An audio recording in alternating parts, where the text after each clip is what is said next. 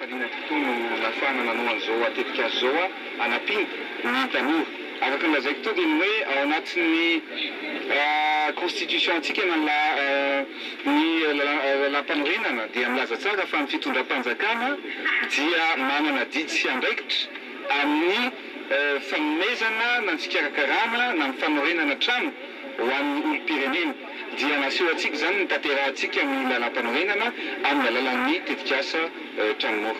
Andra matofo azo eritreretina aveo hoe mety hiakatra amin'ny sokajy-taona ambonimbony kokoa le sokajy-taona le critère zany. Betsaka mihitsy ny fangatahana hoe mba ataovy mba misy mitatra kokoa le izy ka ity moa zany ny fanombohana ihany zany hoe ny tanora ny zahana hoe mba anana hoavy mamirapiratra tanora mba afaka mitombona amin'ny zavatra sy mifatika amin'ny zavatra tokony nataony manana an'ireo tranomora voalohany ireo hodiniantsika eny amin'ny manaraka hoe azo atao tsara ny mampiakatra ny taona indray amin'ny fotoana manaraka anaovana ny mito antsikana moa dia tsara fantatrinareo zay nahazo tranomora zany fa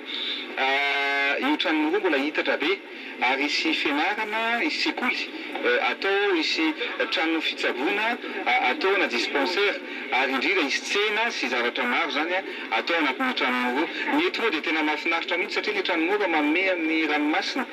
ao ambadika io zany hoe tranomora de luxe angamba ny tranomorana azony tanora teto Antsiranana. Mahakasika ny hôpitaly Manarapenitra tomboka ahoana ndray koa fitohizan'ny asa mety azo azavy any amin'ny nivon'ny distrika sa nivon'ny renivohim-paritany any.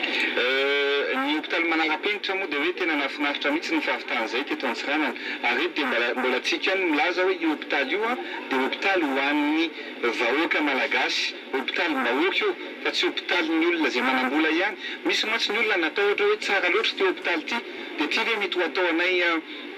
olon-tsotra dia ito milaza sy manamarika fa hôpitaly mbahoaka io ohatra ny hôpitaly rehetra hôpitaly mpanjakana rehetra nisy teto hatramin'izay fa zavatra mahasamihafa anazy fotsiny dia hôpitaly tsy mihinana tamin'ny hôpitaly any ivelany hôpitaly misy ny fitaovana rehetra ahafahana mitsabo ny zanaka malagasy rehetra ka mikasika ny hôpitaly zany dia hoe samy anana daholo ny renivohim-paritany rehetrarehetra manerana anosy efa vita daholo fa taty Antsiranana taty Adegoa no nitokanana ny hôpitaly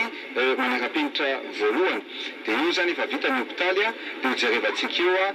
ny fikarakarana amin'izay zany vita zay ny tetikasa voalohany mikasika ny tanan-dehibe zay misy mponina betsaka dia aveo indray tsika afaka mandinika amin'izay ny